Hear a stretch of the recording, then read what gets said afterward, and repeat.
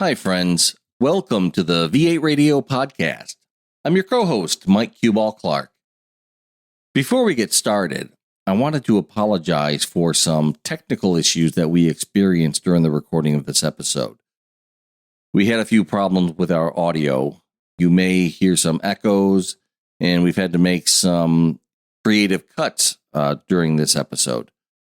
But we've done our best to fix everything in post-production.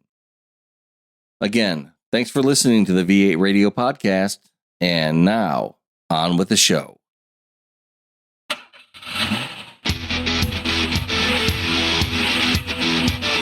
All right, ladies and gentlemen, our automotive enthusiast friends who are having just a great time all over the planet Earth, we're either going to ruin that or make it better. Because you went ahead and hit the play button on yet another... Kevin, another unrivaled episode of V8 Radio. Unrivaled. Okay, we have no rivals for this show. No, we don't. So if you planned on rivaling us, you can just stand down there, pal. This is the V8 Radio Podcast. I'm your host, Kevin Oeste, joined as always by our esteemed co-host, Mr. Mike Clarke, and a very special guest on the line, our good friend, Mr. Ross Berlanga. Ross, welcome. Hey, thanks for having me, guys. I really appreciate it. Hey, it's been a long time coming. Been wanting to have you on for quite a while and finally made it all happen. So thanks for joining us. So for those who are aficionados of the unrivaled podcast known as VA Radio, you know that we start every single episode with an automotive trivia question in which we throw the question out at the beginning and the answer at the very end as a way to, I don't want to say entice you to listen, but it really adds a little cherry on top of the bowl of ice cream that is this show. We all like cherries. Yeah, with the answer at the end. So, Mr. Berlanga, have you in fact prepared a trivia question for our show? I did. In fact, I was so inspired the last oh boy, one of your last podcasts they put together. I love Burt Monroe. So when you had her on Burt's granddaughter, his granddaughter, yeah, yes. So I was so stoked on hearing that episode. I was truly inspired. Like, okay, what could I put together for Kevin? And here it is. So who was the first person? Yeah. So you know the deal. You're going to ask in the beginning. We're going to try and guess, but hold the answer until the end of the show. So what do you got? You got it. Who was the first person to set a land speed record over 200 miles per hour and when? Oh, man. That's a great one. Mike? Oh, boy. Of course you would come to me first. All right. That's great. Hey, thanks, buddy. Do what I can. I'm a giver. Okay. The first person to set a land speed record by going over 200 miles an hour. And when? Mm-hmm. Yes. Heavens to Betsy. This is going nowhere fast. Just got to be 200 and you're there. Just got to be 200, exactly. Let's see. I'm going to say Henry Ford in 1935. Wow. The Henry Ford? The Henry Ford. All right. Well, that's a pretty solid guess. I'm going to say the time frame isn't that far off. I'm going to say time frame wise, it's the early 1930s as well. I'll just say 31 for my guess. And as far as who it was, I should know this. I think it's a little bit earlier for Sir John Cobb. I think he was a little bit later in the 40s, in the 50s when he was doing his stuff. But that's what came to mind. So I'll say 1931 with England's very own John Cobb. All right. All right. So we'll find out at the end of the show. Yeah. Those are both great guesses. Mr. Cueball, do you have a trivia question? I certainly do, sir. Okay, Kevin, Ross, can you tell me what was the year, make, and model of the first car to ever have been offered with factory remote start? Factory remote start. Correct. Like wireless, like on a key fob? Correct. Year, make, model. Correct. Well, because I'm a kind and generous and accommodating host, I'm going to defer to Mr. Ross You can go That's so first. kind. Too kind of you. Oh my goodness. All right.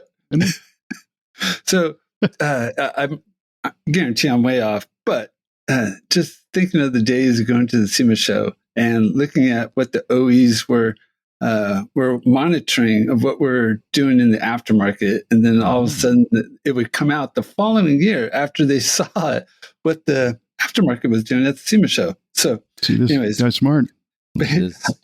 highly doubt that, but nonetheless. So I'm going to go with a Lincoln, and I'm going to say 1989 Lincoln. Shoot, I know I'm way off. Probably should have gone with Cadillac. Yeah, well, not too late. Hey, Right? So, all right, for that matter, let's go 89 Cadillac DeVille. Nice. There we go. That's a great guess. And see, Ross has been in the automotive aftermarket for a long time, and is always one of those guys who identifies trends. And yeah, you got that down. I mean, that's exactly what happens. A lot of times the OEs go, hey, a lot of people are putting a particular thing on their car. Maybe we need to include that. I'm right there with you, but I'm going to say it was a 1990 Cadillac Eldorado. Love it. Okay. And I honestly think that my historical frame of reference thinks that that's early, but the way this show goes, I think that's way late. So I'm just going to stay with 1990 Eldorado. I love it. Right on. Great answers, both of you. I can see the key fob in my head. I bet Ross can too. I know. It's too funny. Like around that time, it wasn't too far off that all of a sudden there was, TV screens and headrests, from the aftermarket. And then all of a sudden it was an OE feature. How'd that happen? How about that? Well, you get free market research, you might as well use it. Okay, so I also prepared a trivia question for Mr. Q-Ball. Mr. Ross, we're going to direct this to Mr. Q-Ball. And the question is, what is a Suzuki Equator? Oh, good Lord.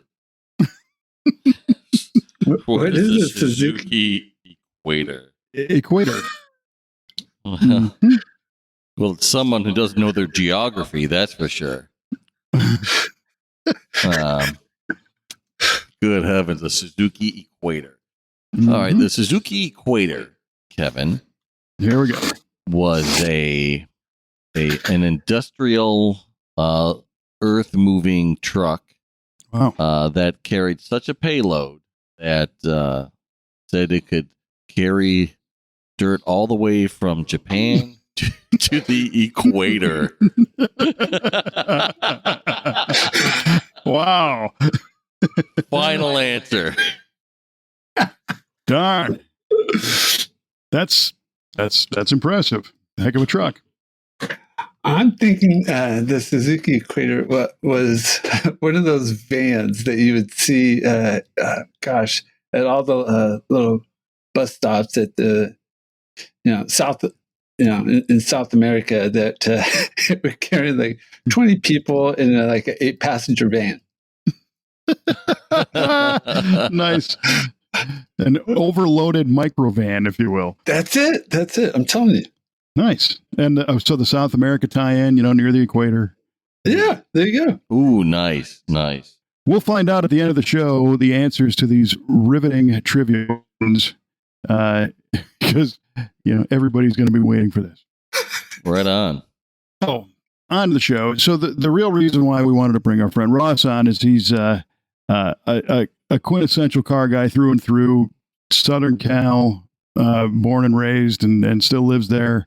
And Ross, you've had the luxury of a pretty lengthy career with a bunch of different companies that we're all familiar with, and a whole wealth of different experiences, right? So why don't you give us the rundown of a couple of the high points of some of the brands we recognize that you spent time on the team?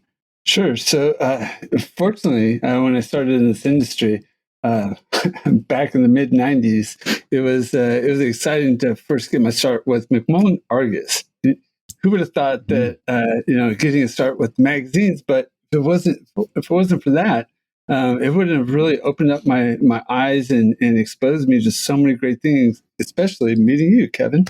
Well, yeah, you and me both. There you In go. the magazine world, yeah, right. It was awesome, and working with the magazines actually became like a monthly portfolio for me to be able to show off the different graphics and the page layouts that I was doing for magazines like Street Rodder, Custom Rodder, Sport Compact Car, Trucking, Mini Trucking. So that was a lot of fun, and man, it taught you how to get stuff done quick and make sure you're getting it done on time. And man, I think there's something to be said about that, especially these days, working here at TMI and trying to coach up the next generation. They don't understand deadlines the way that you and I understand deadlines. It's such a different ball of wax. For sure. And first of all, the thought of, you and I coaching the next generation is kind of spooky because it wasn't so long ago that we were the next generation. Right. But that's a great point. Yeah. The magazine doesn't wait for anybody. It goes out every month, no matter what, and it's got to be done. There you go. And so, from McMullen Argus going over to Edelbrock, and the best thing about working at Edelbrock was meeting my amazing wife, Juanita. And if it wasn't for that experience of going to Edelbrock, I would have never met my better half. So I'm so thankful for that experience. And from there, started my own ad agency. Did that for a couple of years until the .com bubble busted, and had to go find another job. But that was okay. I got to go over to JE Pistons and did my first tour over there, JE Pistons, and circled back there not too long ago with Race Winning Brands. And so being a part of their big portfolio of brands with not only JE Pistons, but also Wiseco and Dart and Diamond Pistons and K1. I mean, the list goes on and on. It was really neat to be a part of such a powerhouse. And then now over here at TMI. Yeah, it's quite an impressive arc, and I think there's a few others and sprinkled along the way too. But you've always kind of independently done your design and your apparel stuff. The Berlanga, what was it? BB Surf? Is that the side name of the surf apparel? Yeah, the Berlanga board apparel. So that was back when I was in school, and never thought that learning the business side of an apparel line, and also who knew that this apparel line was actually going to get me a internship with Surfing Magazine. And Surfing Magazine back then was owned by McMullen Argus. So that's actually how I got transitioned from surfing over to the automotive industries because of my apparel line that I had at the time. Too cool. And then at some point along the way, you picked up that killer 71 El Camino. Yes. So the 71 El Camino, still have it today. So it was my first car. I'm so thankful that I've still been able to hold on to it all these years, even though it's still got plenty of work to do to it. But hey, I still have it. Yeah, they're never done. Right. There you go. So the 71 El Camino, that's a funny story in itself, because I would show up every day over to Surfing Magazine doing my internship, and when the summer was over, they told me that, hey, we don't have any more work for you over here, but we really think you'd be a better fit for our parent company. I'm like, okay, cool. So where's the job? Because it was over an hour drive. It was like 60 miles south of North Orange County to get down to South Orange County to San Clemente to Surfing Magazine. They're like, oh yeah, it's right off Placentia over there to the McMullen Argus building. I'm like, oh, wow, thank God. My drive just got cut 75%. Oh, that's awesome. And it's in cars? Oh, yeah, sign me up. There we go. Yeah, that's cool. And so Cue Ball, his El Camino it's like, if I were to say to you, picture a super clean 71 Camino owned by a guy that does surf apparel and who's a creative and a graphic designer who's also way into cars, you're already seeing it. So it's bagged. It's like an aqua metallic. I got some new intro wheels on it, but yeah. Oh, nice. Yeah, so really cool. I got to design those wheels for them. They're called the Salt Stirs, and they cut those wheels for me, and it's really cool the way that they bead blasted the centers for me, polished the lifts, polished the windows on it, and still has one of that kidney bean look still on there because of kind of paying homage to the rally wheels that originally were on there. So it's like, what would be the right mix, that right balance. So I wanted to go that direction and had a lot of fun with it. Yeah, it's cool. It is. I've always liked that car, and the cool thing is you drove it a lot, and it was your car. It wasn't like a show car; it was what you had. And then it got parked for a while, but now it's coming back, right? So you're in the middle of a project. I am. So just recently, really stoked on two of my friends that all came together and wanted to help me out. These days, not able to wrench and get underneath the car like I used to, but thankful that those friends didn't mind coming over, helping me out with a helping hand and turning wrenches to pull my motor out. And now it's over at L&R Engines, and they're doing they're going through the whole thing from top to bottom, and I can't wait to put some real horsepower back into my El Camino. Nice. Yeah. Well, Cue Ball here went through a very long engine story on his GTO that took forever. So hopefully the needle's moving on yours. It's a great feeling when our projects finally start moving forward and we can kind of see the finish line coming up. So that's great news. Oh, especially for me, because I've been sitting on some parts from CP Pistons. So I was all excited when finally my buddies, everybody scheduled a line and they're like, hey, we're going to pull this out. I'm like, yes, all right, it's finally happening. It's not just talk anymore. It's really happening. Man, you could not take that smile off my face. I'm telling you, to get that motor out, put it in the back of my truck, and to be able to take it down to L&R, I was so stoked on that. Yeah, that must have been an awesome day. Yeah, honestly, it was like Christmas in summer. Yeah, that's like the quintessential story. All the guys hanging out in the garage and giving each other a hard time and, ridiculing you for things you did 20 years ago on the car and trying to get it out. And, what are we going to do with this? And who's buying lunch? And that's my Pepsi, you idiot. And all that. I mean, I know some of the guys you were with, and I got an idea of what went down that day, but that must have been a great time. Absolutely. In fact, not only did all that happen, honestly, it did.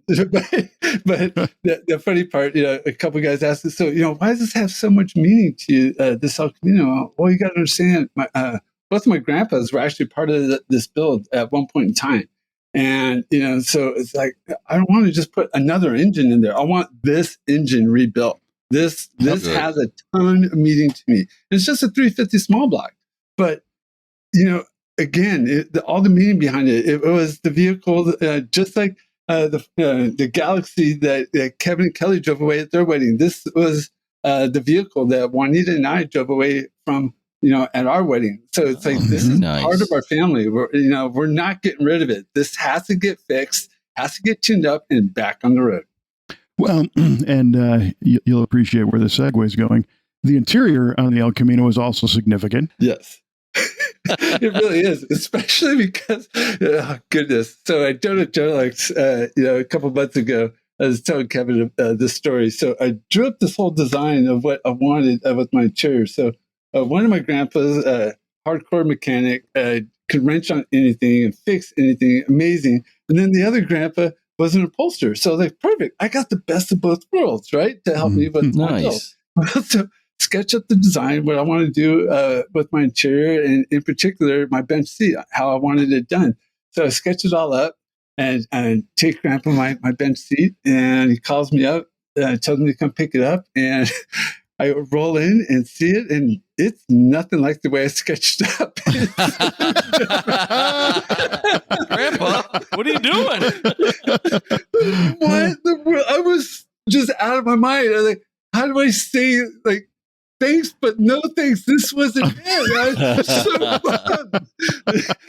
Oh my gosh, I was so frustrated. So got a bolt today, and I go home, and I remember calling my mom, telling my mom, hey, guess what your dad did?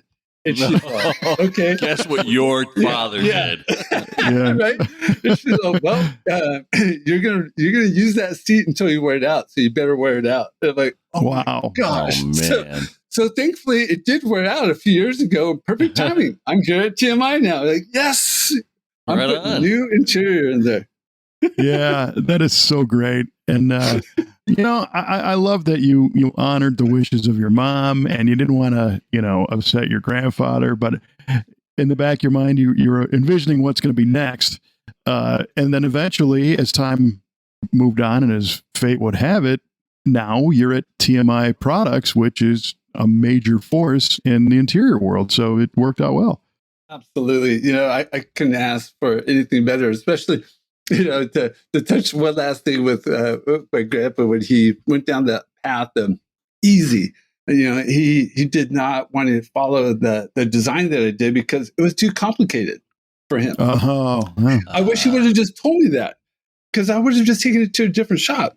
But now I'm at the right place because what I designed is right up TMI's alley. This is perfect. So all the planets aligned, all the stars aligned. I'm so thankful I'm at the right place that they support crazy ideas like this. That's what we do cool here at TMI. So it all worked out. I'm stoked. Yeah, that's great. And so I was thinking the other day, because Ross and I have known each other for a long time, and we ended up meeting. It was the Power Tour, right? It wasn't really before. I think I might have seen you here and there before that, but we really kind of met on the Hot Rod Power Tour. The 2000 Hot Rod Power Tour. So yes, stop by to say hi. And a mutual friend of ours, Jack Cummings, gave me a Ford Explorer to drive on the, we call it the Exploder. And we drove it. I was driving it from LA to Florida, and I just wanted to be a part of the journey. And I was like, all right, so I'll go. The backstory on that is Jack Cummings was PR for BF Goodrich at the time. Yes. And so he was everybody's friend because he was the tire guy, which was cool. Right. Mm-hmm. And one of the people that he worked with that he would get tires on, he got tires on a lot of cars that were done, show cars for, other builders and whatnot. And this particular Explorer was built by John Wargo at the custom shop in Flanagan, Illinois. Oh, right on. Yes. John. We all know John. So absolutely. John took this, it was like a 99 or a 2000 maybe Explorer, if I remember correctly. And it was like from the factory, it was metallic, kind of a dark blue.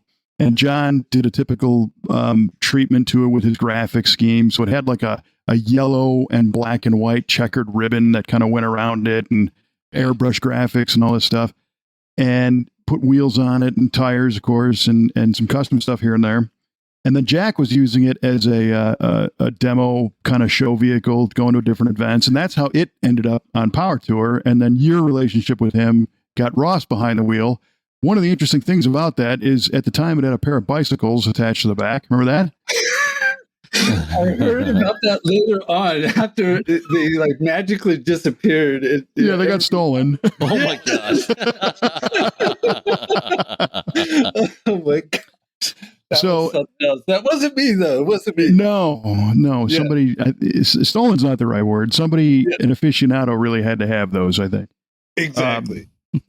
But our situation was Galaxy's getting redone with a fuel-injected engine for the Power Tour.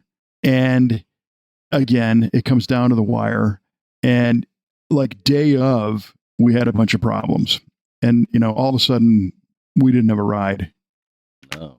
And here comes Ross. Down. Yeah, you're on the side of the road, and I can see the look on your face. Yeah, like San Bernardino, I think. Oh, yeah. It literally just started. You just got done shooting. The last car's rolling out, and they're gone. So there's nobody else around at all. Oh, brother. It's me and you and Kelly. That's it. Right, exactly. And I'm standing there looking at the Exploder, as we affectionately called it, and Ross, who I barely knew, and we're like, oh man. And at the time, the fuel injection conversion, a lot of that was done by a place called Windsor Fox Performance Engineering up in Apple Valley, California. And those guys were like, oh man, we feel terrible that the car isn't going to go.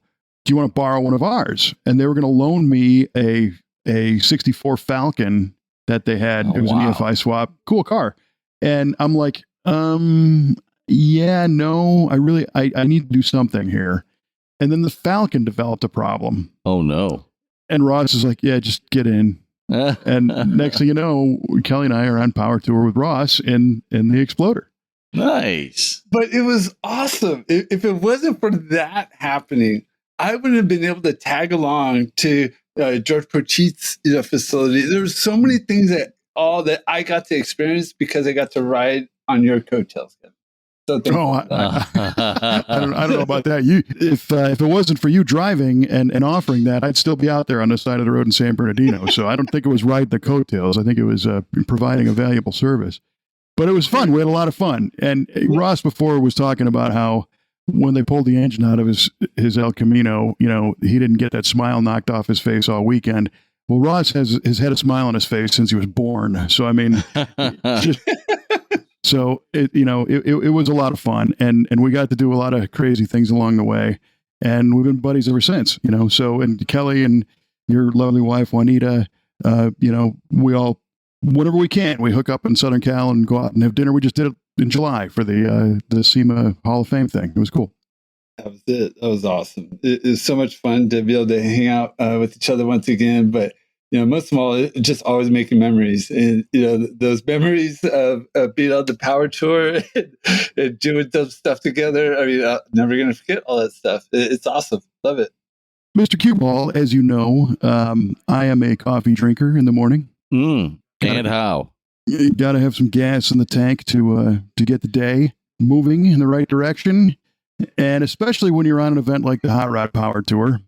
I can hear Ross laughing over there already. Yes. So one time I needed some Joe, and it's in the morning. So we stop at this gas station, and I go get this giant, 32-ounce cardboard mug of coffee. And we're kind of running late. Ross is behind the wheel. He's like, come on, we got to go. So I jump in the back seat of this thing, and he hits the gas. And next thing you know, who's got the hot shorts? Oh, no.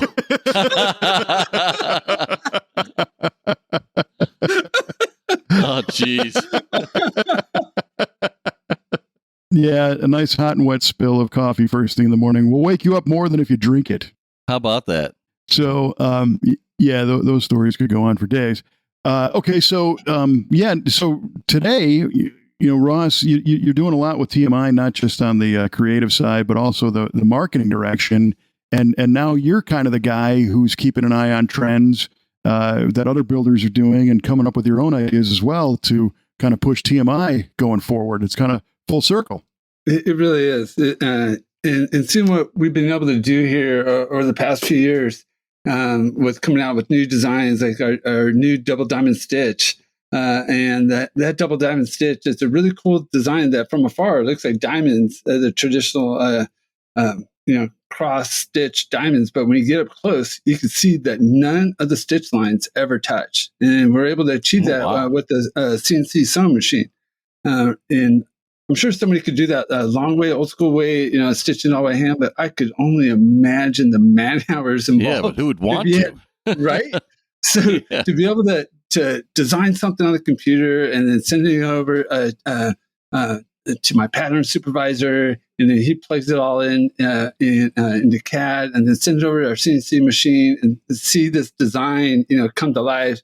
Man, so stoked that to be a part of stuff like that, and then also be in touch with what we're doing here graphically from our display ads and all of our marketing materials, and then also doing some event stuff. How long have you been with TMI now?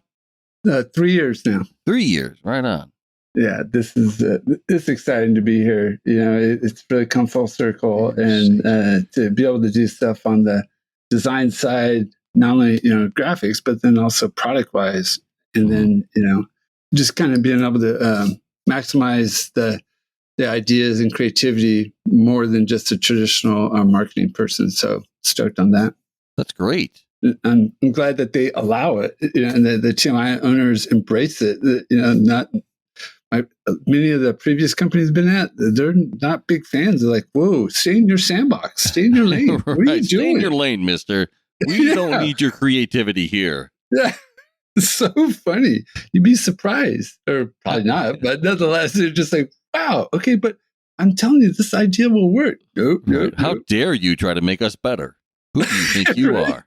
Exactly. Yeah, it's funny. So along those lines, so I worked at K&N for a bit, and when I put together some designs and took them over to engineering, for them to draw them up and come up with some new product, the head of engineering freaked out when he saw it. So, Really? Who drew this? Well, I drew him. He's like, no. Who drew this? Just like pissed and all adamant about it. Like, Wow. Okay, so man, relax. I drew it. So, Ross, I know you are bringing them to me, and you're presenting it to me, but who drew this? Well, I drew it. Let me explain to you the process. So I drew the whole thing, right? And then I make it look like I know CAD, but I don't. So I'm handing you all these line drawings, but I need your expertise to actually make it come to life because I don't know how to do that. So here you go. Oh, okay. Then it was okay. Then I wasn't trying to take his job or anything. I'm like, no, I don't want your job. I just want it to look like this when it's all done. He's like, oh, okay, great. Yeah, that sounds good. All right. I don't feel threatened now. Now we can move on. Exactly. We can be friends again. Yeah. Exactly. Like, wow, dude, relax. It sounds like you've had quite a career in the automotive landscape. Yeah, doing renderings for people. Goodness, I'm looking at it right now. So my very first rendering ended up on the cover of, not the rendering, but the vehicle I designed. It was a 1953 Merc that ended up on the cover of Hot Rod magazine. Really? Yeah. So it ended up on the December 2003 issue of Hot Rod. I hope you have like 100 copies of it. I've got like 2. 2? That's okay. One of them's framed, so I'm okay. Okay. That's good. Yes. So that's okay. It's funny, when I designed that, I never thought that it would have really taken off the way it did as far as doing vehicle designs and doing renderings for people. So many, when I first even got the project, so it was for my friend Tony Gente, and originally he was with the Original Parts Group, and now he's with the Coker Tire Group. And he, at that time, asked me if I knew anybody that could do a rendering for him. Like, yeah, so naming off Chip or Steve Stanford. And right. No, I want you to design it. Okay, but I got this pitch for you, though, if I design it. So I could draw it old school, regular way. But if you let me use this program, it's called Photoshop. And if you let me do it all through Photoshop, the good thing is if you don't like something, then we can modify it. But if I draw it old school, what you see is what you get. I'm not redrawing. Right. So, okay. All right. We'll try that Photoshop thing. But if I don't like it, you're going to have to redraw it. Sounds a little too newfangled for me. Right. I don't know if that's scary. So that was back in '99. And I'll never forget. He was not really into it. But when it was all done, he's like, this is awesome. Yeah. Nice. And the way it turned out, back then, it was right before, it was right at the cusp of when people were doing the matte finishes and going satin. So so his paint is actually a blue suede satin that is actually has a red pearl metallic clear in it. So it actually has a color shift of purple when the light hits it. Ooh. Super cool. And Tony Gente, his 53 Merc. Yeah. Well, I think I'm back. Kevin went on hiatus. All right. He had to go get some coffee. Sabbatical. Yeah. I'm just going to port my pants.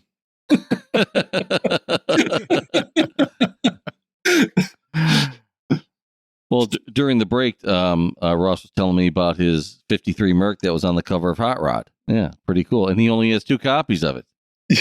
That's I told him he needs 100. So it's funny with that whole story with Tony's 53 Merc. For the longest time, he wouldn't share with anybody who designed the Merc, and for whatever reason, it was just kind of quiet.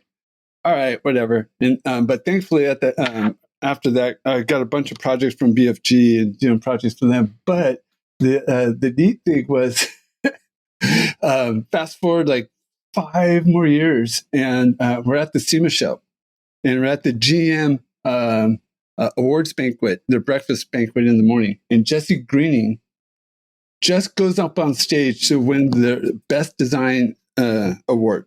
And I was all excited because I did the rendering on his 71 Camaro at the time. And that Camaro, the black one. And in fact, before he won the award, the day before, we were in Bear Breaks booth, and GM stopped by to take a look at it. And they asked him, where did he get these Camaro badges? They were all brand new Camaro badges that were on the valve covers and the door jams. And he's oh, well, I just made these. He's like, no. You got to understand, we just had like 3 sets of these disappear on the assembly line. So I want to know where you got these Camaro badges. And so Jesse points at me. Just he did it.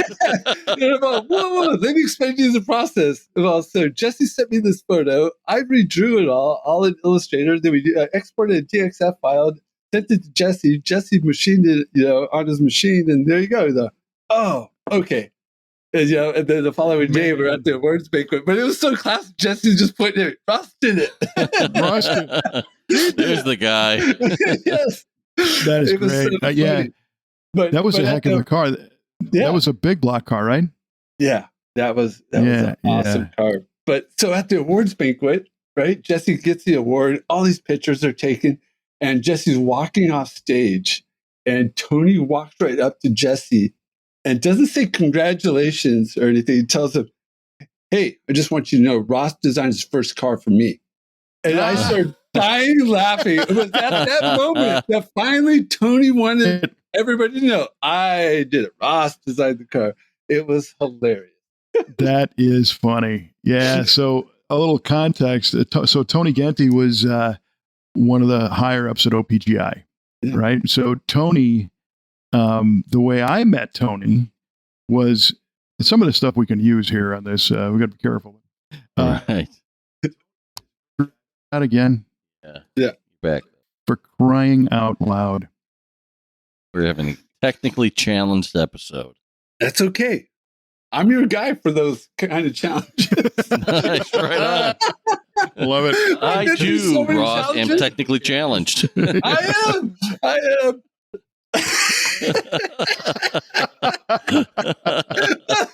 Swear to God, I am.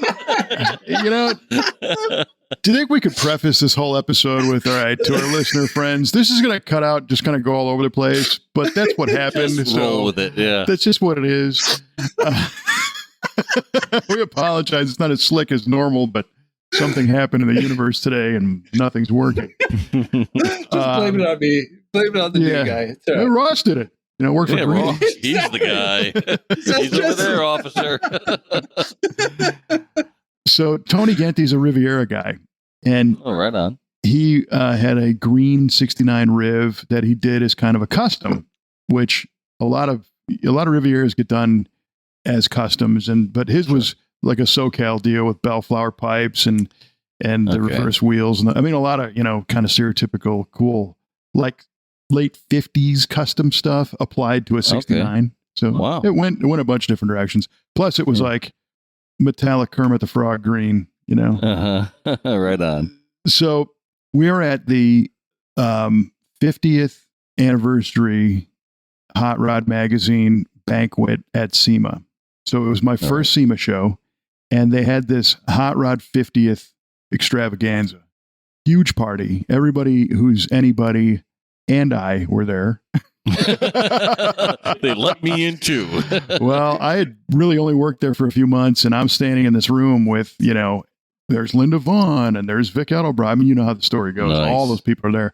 But they unveiled a car, and the car that got unveiled was Troy Trepanier's Sniper. Okay. Built by Rad Rides by Troy. Yeah. And the way they unveiled the Sniper was really cool because they had the Sniper was a 54 Plymouth Savoy that he put on a Viper chassis. So there you get Sniper, Savoy Viper, put it together.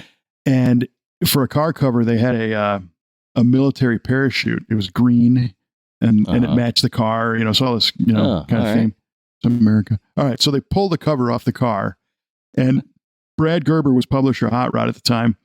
And he comes up and we're having drinks. Hey, Oeste, do you know Tony here? And I said, I don't believe I do.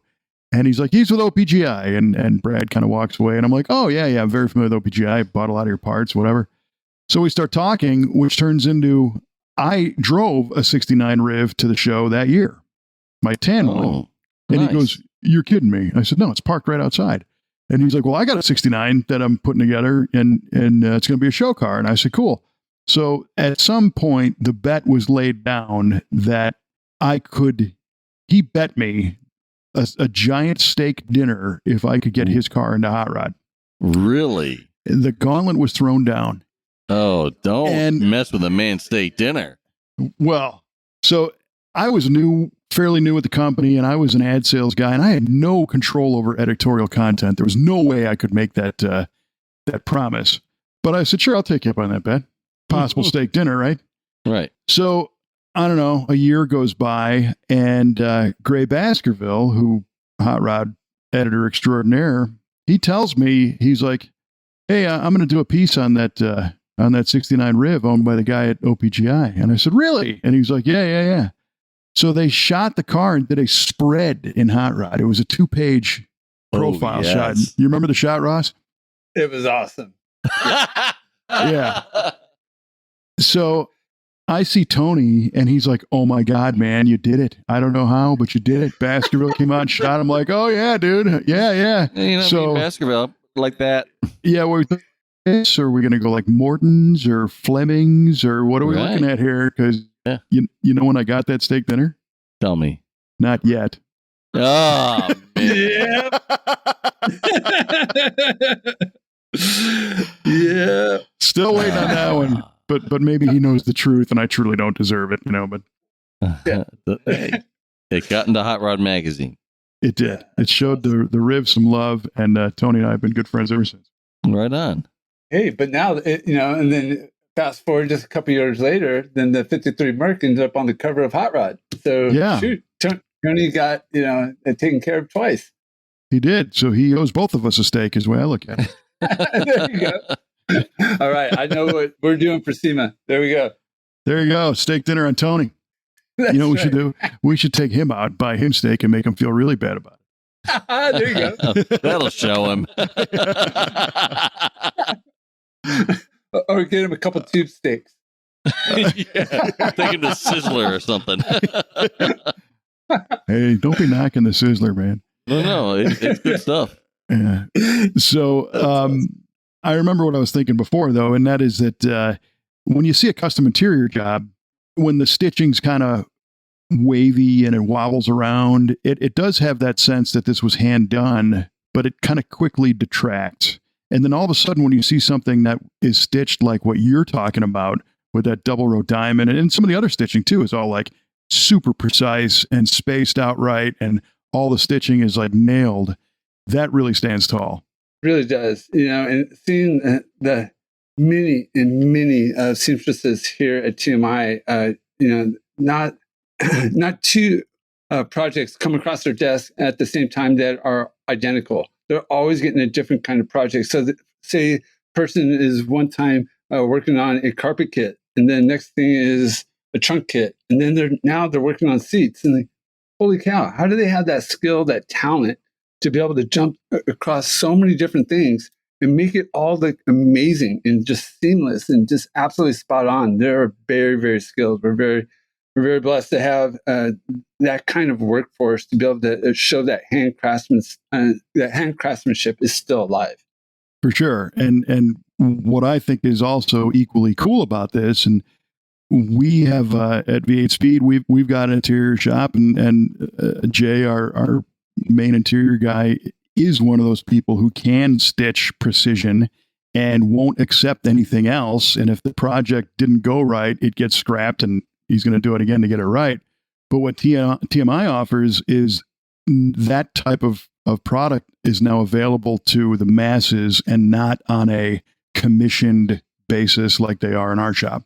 Absolutely. I always talk about, okay, so send your car out to, the typical saying is like, oh, you sent it out to paint gel. Now you send it out to an interior shop. And now second, was it interior purgatory, and like, oh my gosh, you just lost all these years, but hey, while your car is at the paint and body shop, why don't you give us a call right before it goes to paint and body and order up your interior? So if you do that, next thing you know, our interior is going to end up on your front porch and ready to install right when you get your car back from paint and body. And then you and a buddy installed it over a weekend and you're all set. You just gained all that time. Easy peasy, Q. Easy peasy. We all do that, right? Yeah. Well, we want to, but then the other aspect, like you mentioned, is TMI sells ready to install products, but also does custom stuff, basically whatever you want.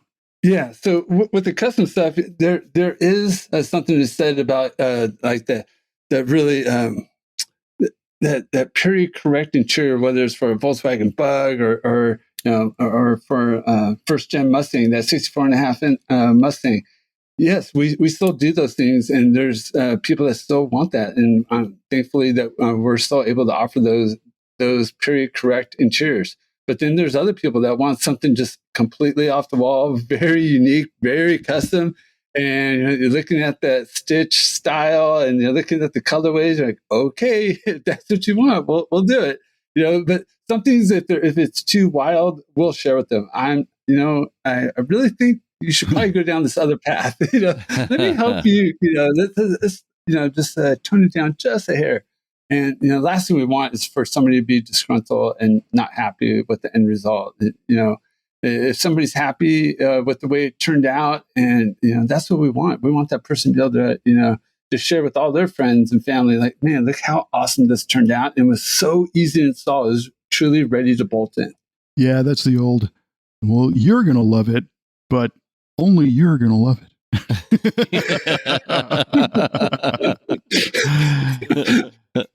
So there is some design assistance, that comes with that, because you guys offer up a bunch of different color palettes and a bunch of different textures and things that people can kind of pick and choose from to create what they want, and then an assortment of stitch designs. And it can be a little overwhelming if you're not a designer, so it's good to know that there are some resources there to help.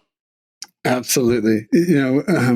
Thankfully, from our sales staff, we have some very creative guys that are able to help a customer through that journey. And usually there's so many different ways that a person will try to coach that build through and ask the person, different things of what they're trying to go for and what they're trying to accomplish. So for me, as an example, when I'm at a show, I'm asking the person, okay, great. So you want some interior for your Camaro, for your Mustang. So what kind of engine do you have? And the person, they start telling me, what they've done to their engine. And with their engine, for me, then it's going to start being telltale signs of, was it just a rebuild and you're going a stock direction, or did they do a total transplant? And then asking the person, hey, what kind of wheels and tires do you have? What kind of suspension? So now I'm getting an understanding, is this a full resto mod build?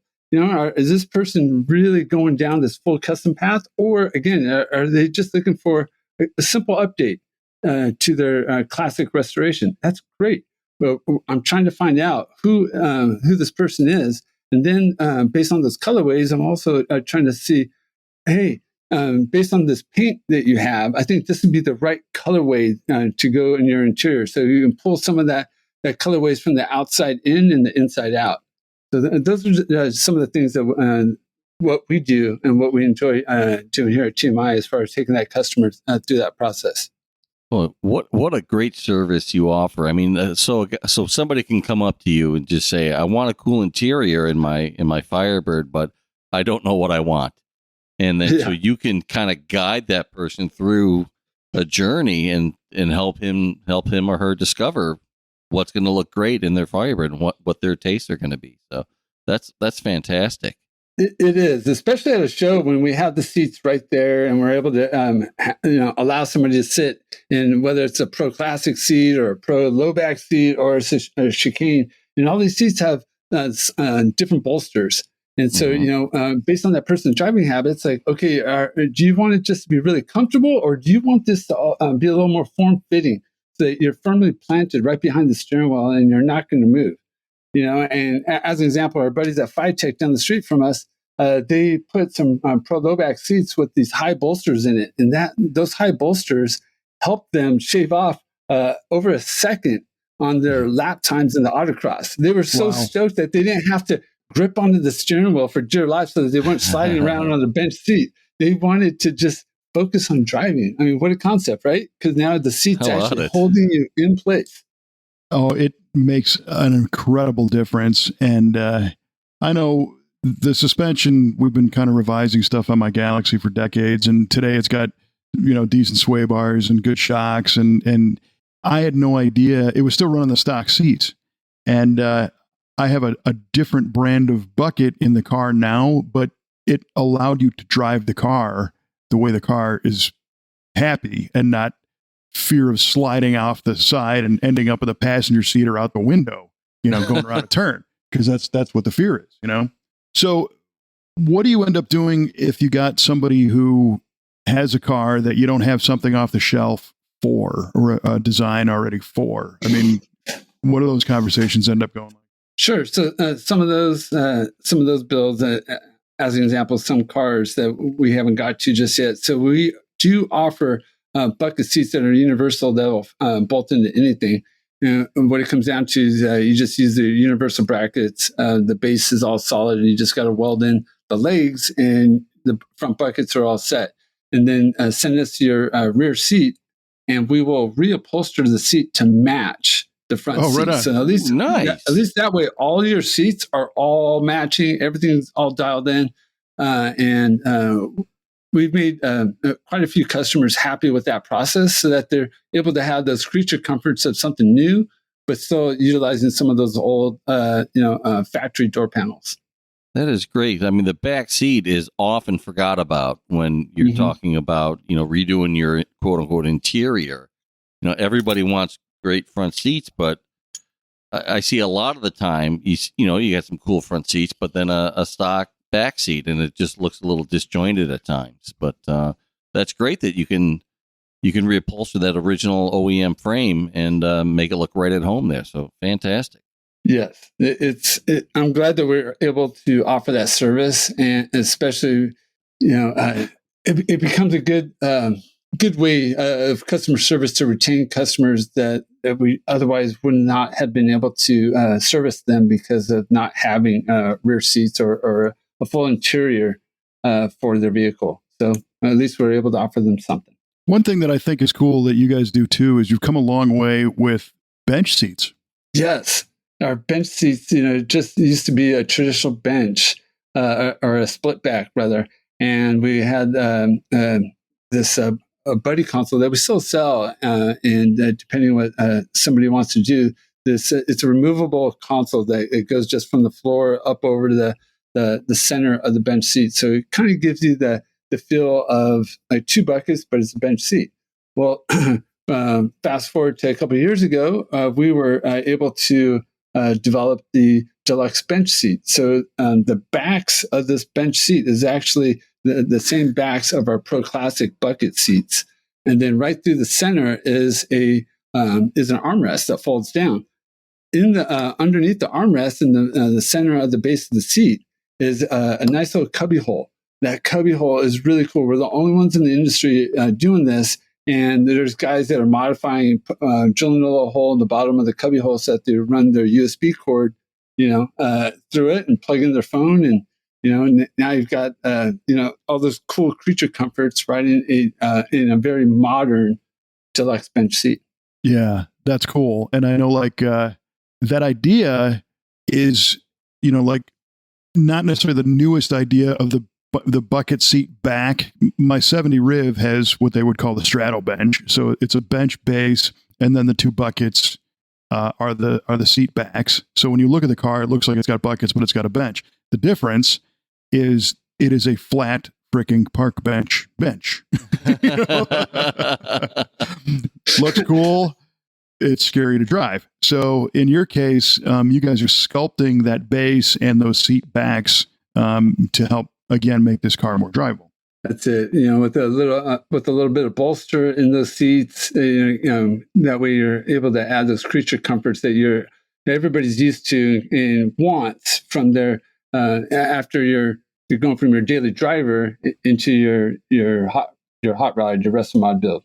Yeah. So something else I thought was really cool is TMI basically last year set out to recognize custom interiors at show level cars on their own. The interior obviously is worthy of the recognition, and that's when you guys created the TMI Award. And tell me about how that kind of came together. Well, to touch on how it even started, if you recall, Kevin, it was over 8 years ago. You and I were with our amazing wives, with Kelly and Juanita, at this old little Irish pub in downtown Long Beach, just across from the convention center at the Old Dubliner. And we were spitballing this idea that I had. And I was sharing with you, man, wouldn't it be great if we did this thing at the SEMA Show, this contest, so we could, be able to give back to our industry, and really harness, the garage built, customer, the enthusiast. That's how, our industry started. Yeah, there's some amazing big builders out there, but so many contests these days are at such a high level that a lot of the little guys get forgotten about. And so fast forward to last year, and we're able to make this really come to life with the TMI TRIM Awards, and the support from Kevin, from all of our judges, with Sean Holman, to Sarah Morrison, Teresa Contreras, Marcel Venable, Jason Mulligan. If it wasn't for all of your support amongst all the great folks in the industry that wanted to be a part of this, in fact, I was so blown away last year. Our first person that entered into our contest was Wes and Vivian Rydell with their 1941 Chevy Fleetline. Yeah, who ended up becoming our champ. Yes. Yeah. I was so excited. Like, oh my gosh, did that really just happen? The Rad Rides built 41 Chevy Fleetline entered our contest. Shut the front door. Right. Come on. Yeah. What's going on? What's going on?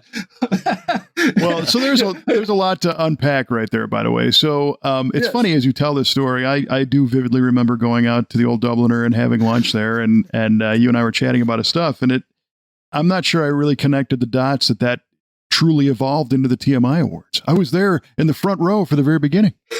You were. I got to see it happen. Nice. And what we're able to put together at the SEMA Show and have all of these class champions, and there's so many great awards that SEMA traditionally gives out, and it seems like to me in the past, up until a few years ago, it was really about the glitz and the glamour, and yeah, that's great, but to me the interiors was almost that unsung hero. Whether it's an interior or an engine, both of those things are many times almost forgotten about. And I thought this contest, especially here for TMI, is how can we pay homage to all those great interiors, and what better way is to do the TRIM Awards, and doing that with our, not only best car interior, best truck interior, best full interior, most creative, best color matching, best custom car interior, best custom truck interior, a fan favorite, so everybody can vote through social, and then, of course, the best of show.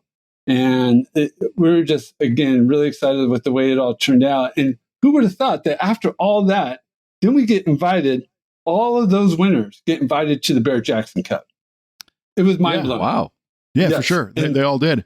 And so that experience was so cool. And so my involvement, Ross was talking to me about this, saying, hey, we're going to do this. And I was like, cool. Anytime I get a chance to get close to really cool cars, I tend to take it. It's fun. And so he's like, yeah, we want you to be a judge. I'm like, great. Let's do it. And I also had the good fortune of kind of being the MC of the actual presentation. But the team of judges you put together are just such great people. It was so much fun to hang out, and this is going to sound kind of silly, but we actually just hung out and talked about cars. And so often the SEMA show, it's a business show. It's an industry show. Right. But the way the judging was is we all kind of scattered around after hours with some judging cards and checked out, these different cars, and then reconvened and was like, oh, did you see that 32? Oh, what about that Blazer? Oh, that was awesome. We all got to just kind of geek out and be car people for a while, which was so much fun. And then the way that contest is structured, it's not just TMI product. So there's a category for full custom, whatever, but then also if you have TMI, you fall into a separate category. So it's very unbiased in that respect. And I had a great time, man. I really appreciate the opportunity of doing it. And thank you for offering that. It was cool. I'm so thankful the way it all worked out. I never thought in my wildest dreams that after the first year that, oh yeah, we're all getting invited to the Barrett-Jackson Cup. Oh yeah, crazy. Yeah. And then that turned out really well. And lo and behold, Barrett-Jackson is right back on board again and wanting all of these winners to know, as soon as you win, yes, you are automatically entered into the Barrett-Jackson Cup. Unreal. That's tremendous, because the Barrett-Jackson Cup, I mean, that's $20,000 up for grabs. That's it.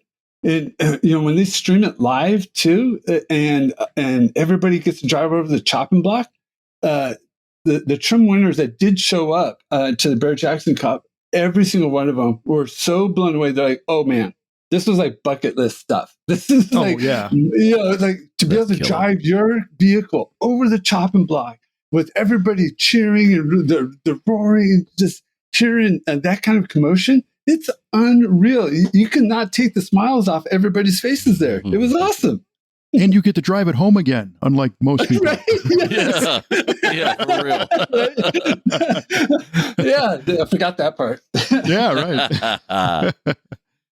Well, I'm looking forward to SEMA and to being a part of this again. I think we had talked after that event about things that we learned about, an effective way to judge this. I do have a couple of more thoughts for you that we won't share right now, but we got a meeting coming up, a quick call about strategy and whatnot. And it's really an event inside an event. It's cool. Something to look forward to. Love it. Can't wait to hear more about all those things. I'm excited. So for somebody who has a vehicle that's going to be at the SEMA show and they want to be a contestant in the running to possibly win the TMI TRIM Award, first of all, what do they win and how do they sign up? So each of the TRIM Award winners will win. And so there's gift certificates for each of the class winners. Mother's Polish has also stepped on board this year, and they've got some great products lined up for each of the winners. Optima's challenge, Optima has also stepped up with some great awards for everybody. Also, Phytech has stepped up to also give out some great awards. And, last but not least, each of the winners gets to, go to the Barrett-Jackson Cup or gets invited to the Barrett-Jackson Cup. And then from us, from TMI, we've got gift certificates for all the class winners, and the best of show champion gets a gift certificate for a complete interior for their next build. Wow. So that complete interior, depending on what you're building, it could easily be $20,000. Yeah. Dang. That's huge. Yes. It's definitely huge. That's legit. Yeah. You're going to have to, polish up the GTO and get it out there, man. Yeah. Because that's going to make it. I noticed the one time I drove it, your driver's seat's a little worn in the buttocks area. Yeah, a little bit. Yeah. It needs a little help in the interior. Ross will talk later. You mean that blanket's not working out for you? No, not so much. So cool. So then the entry aspect of that, how does that go? Yes. So to enter, just go to tmiproducts.com, click on Trim Awards, and enter right there. When you enter, make sure you upload a picture of your vehicle and let us know where it's located. If it's in a booth or if you got a parking spot outside, that's fine. You just got to let us know where you're at so we can make sure that you get judged. Right on. Very cool.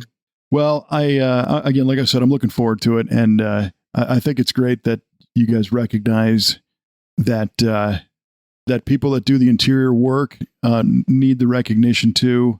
And there's so much creativity there that it's great to see it celebrated. So super cool.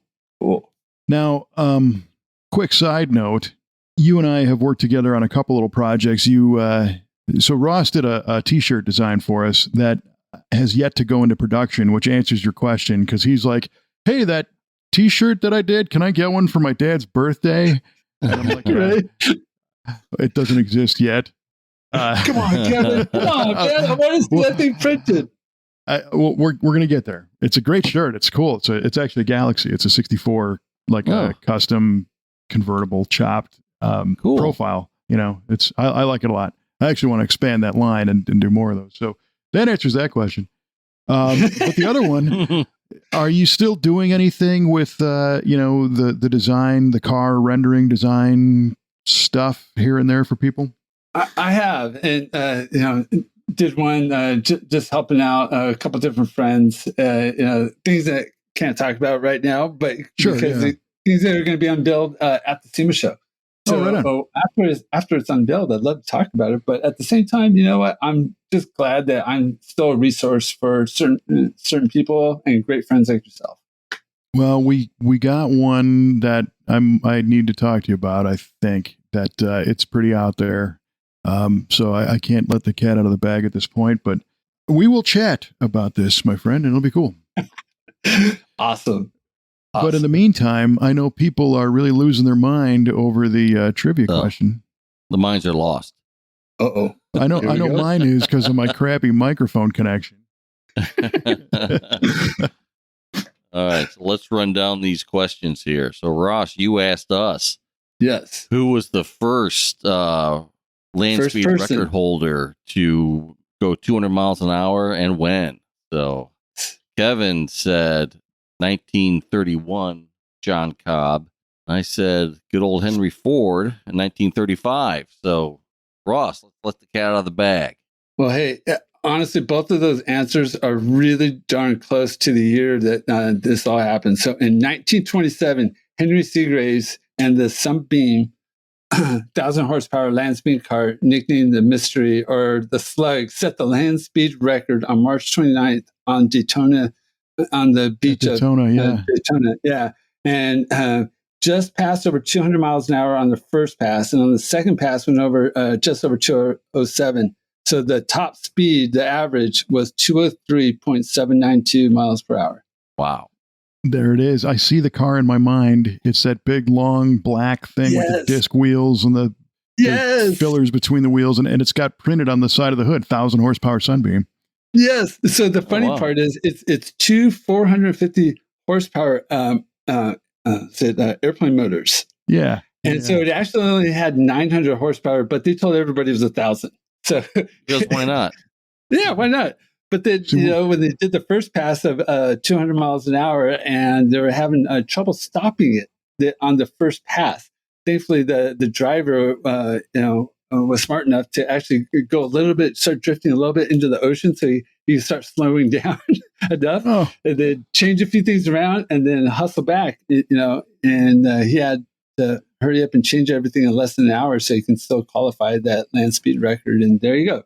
203.792. Awesome. Great question. Very good question. That was phenomenal.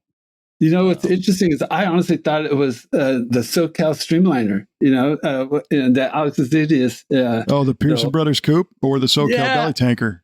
No. So the SoCal Streamliner, if you look it up, it was the second year. So the first year they got really close to it, and the second year they broke the 200 mile an hour mark. And I thought that was the first one that ever went 200 miles an hour. And then I realized, oh wow, wait, check this out, Henry Seagraves and Sunbeam. That's cool. Mike, you got the Henry part right. I did. So there we go. So I came closest, so I win. Ding, ding, ding, ding.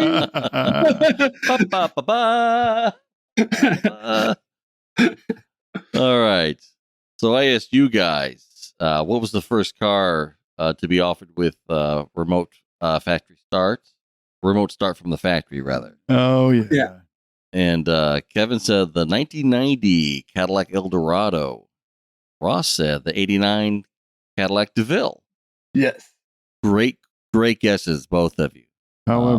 However, you were right to go with the General. It wasn't a GM car. It was the technology-laden 2004 Chevy Malibu. Get out of here. Yeah. What? Chevy Wow. Malibu. Really? That was Yep. the first? Factory remote start. Wow. Wow. My mind does not believe that. I should have gone with my first gut instinct, honestly. What I was thinking that? more in the 2004 2000s. Malibu? Right? No, I was I thinking was more gonna guess that. Caddy I swear of to God. 2000. Yes. But All right. I was just thinking of the SEMA Show in 99 and 2000, how many aftermarket guys were already going down that path. in Oh, yeah. 99 and 2000. Yeah. So that's really where my head was at. I When just you think remember cutting that. edge technology, you think Chevy Mhm. Malibu. Oh, you do. Right, of course. For sure. Don't forget the Taurus. Yeah. Right. Oh, man. Like I said, I still see that big rectangular key fob with the one red button in the middle. And then the icons of the door that after about 3 weeks, all the white paint wore off. And you didn't know what the Yes. buttons were for. Right. At that Right. point. Yeah. Great. Another great question. All right, lads, this is what I asked you guys. What is a Suzuki Equator? Awesome. How do you answer that without laughing? You can't. So Mike Cueball Clarke said the Suzuki Equator was an industrial earth-moving truck that carried such a payload that it could carry dirt all the way from Japan to the equator. I stand by my answer. I stand by. Love it. Really big tires. All right. And Ross said it made him think of a bus stop in South America with a small little van carrying like 20 people in this overloaded little microvan. And that's what the equator was in the South American connection. Van. 8 passenger loaded with 20. Yes, there you go. Yeah, chickens flying around and stuff. So, That's right. another great guess. And unfortunately, the actual answer is nowhere near as cool as those guesses. But the Suzuki Equator was a mid-size pickup truck based on the Nissan Frontier and assembled by Nissan. And it was first sold in the U.S. in 2009. And they made them like all the way up to 2012. The Suzuki Equator was sold in America. It was unveiled at the Chicago Auto Show. Good heavens. So I don't know how something as equatorious as the Suzuki Equator escaped everybody. They're driving around amongst us as we speak, and nobody knows. My Lord. That's awesome. Looks like a All Frontier. right. Should have gone with my second guess then. Dang. And Yeah, that was my second.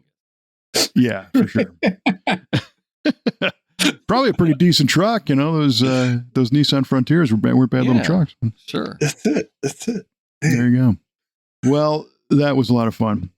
We're going to wrap this up. We apologize to our listeners who, more than the three of us who actually heard this happen, but our stuttering, crazy connection this episode kind of is what it is.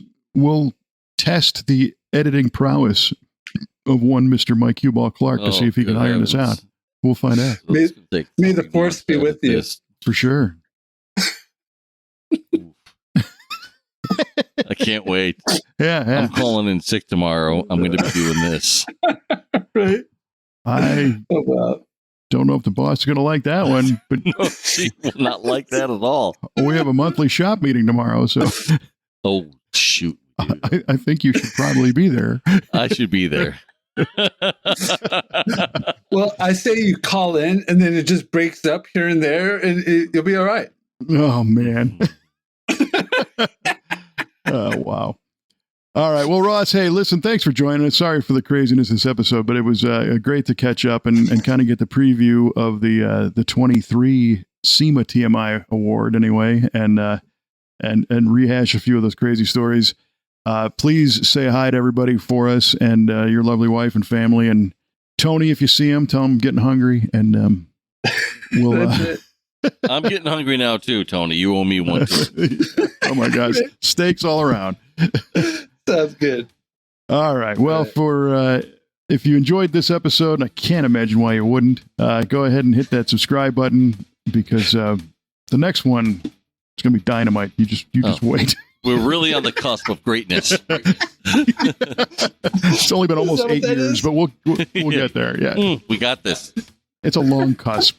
We got the formula down. Finally. Cuspo Giganto.